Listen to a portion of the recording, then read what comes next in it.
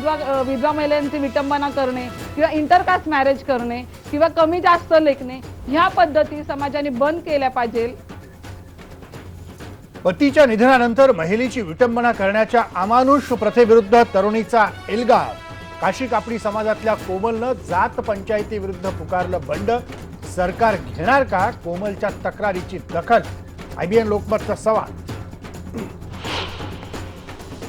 गेल्या 50 वर्षात पहिल्यांदाच होणार रब्बी जिल्ह्याचा आढावा। सोलापूरमधल्या परिस्थितीचा आढावा घेऊन दुष्काळ जाहीर करण्याबाबत होणार निर्णय, एकनाथ खडसेंनी केलं स्पष्ट। दिघावासियांना हायकोर्टाचा तात्पुरता दिलासा। 9 इमारती रिकाम्या करायला 7 जानेवारीपर्यंत स्थगिती, मात्र कारवाईची टांगती तलवार अजूनही कायम। गेल्या वर्षीच्या तुलनेत यंदा ड्रंक अँड ड्राईव्हच्या घटना कमी। दरवर्षी असणारा 200-250चा आकडा आता केवळ 17 वर।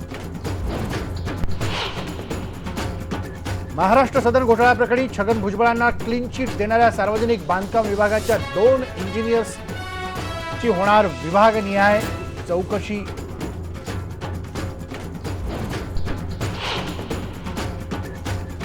गोदावरी प्रदूषण मुक्तीसाठी नाशिककरांचं स्वच्छता अभियान।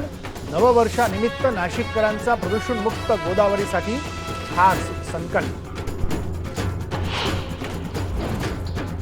अमरावतीमध्ये रंगतंय शोध मराठी मनाचा हे संमेलन। माजी केंद्रीय मंत्री सुशीलकुमार शिंदेंची प्रकट मुलाखत। अभिनेते आणि साहित्यिकांची कार्यक्रमाला हजेरी।